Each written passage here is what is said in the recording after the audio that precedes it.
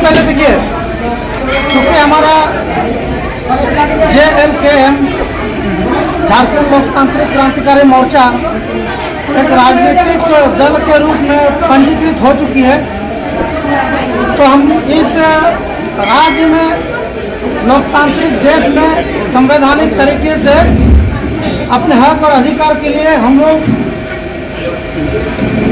यहाँ अपने आप को लोकसभा चुनाव में अपने आप को प्रस्तुत कर सकते हैं और जनता के बीच जा कर के हम ये एक अधिकार प्राप्त हुआ है कि हम लोग अपने हक और अधिकार के लिए संवैधानिक तरीके से लड़े।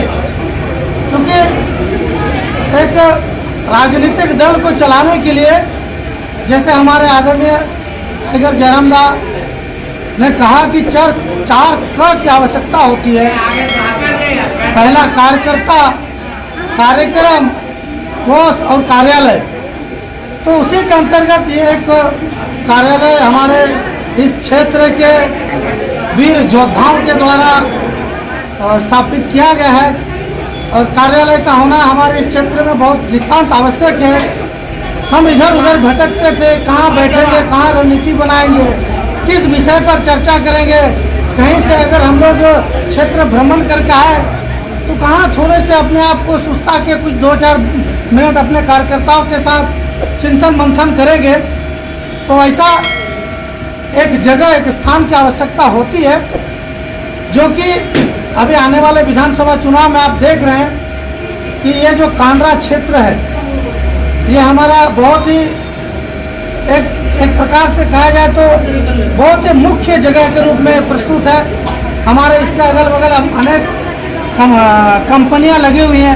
कंपनियों के अंतर्गत अनेक सारे, बहुत सारे मजदूर वर्ग, शोषित वर्ग के जो भी समस्या है वो आती है।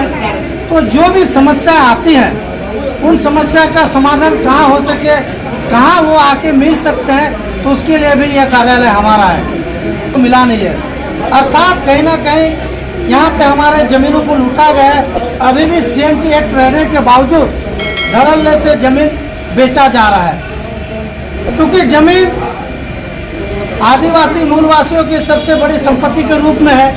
तो ज़मीन को बचाना हमारी प्राथमिकता है। तो सबसे पहले हम लोग ज़मीन संबंधित कानून को सख्ती से पालन करेंगे। दूसरी बात, यहाँ पर रोजगार की बहुत बड़ी समस्या है। यहाँ लगभग 1200 प्लस कंपनियां हैं, बड़े बड़े कारखाने लगे हुए हैं, लेकिन अभी भी यहाँ के स्थानीय युवा बेरोजगार हैं। कुछ युवा बेरोजगार हैं, कुछ अगर रोजगार कर भी रहे हैं तो उनको यहाँ के कंपनी एक्ट के अनुसार न्यूनतम मजदूरी की बात कही जाए या फिर PFSI की बात कहें, आपका छुट्टी का पैसा की बात कहें, ग्रेजुएटी की बात कहें, तमाम सारे विषयों पर रोज कंपनी में आए दिन समस्या उत्पन्न हो रही है। तो इन सारी समस्याओं का समाधान करना है, रोजगार उपलब्ध कराना है, यहाँ पर गुणवत्तापूर्ण शिक्षा उपलब्ध कराना है और तमाम सारी जो मूलभूत समस्या है उन समस्याओं का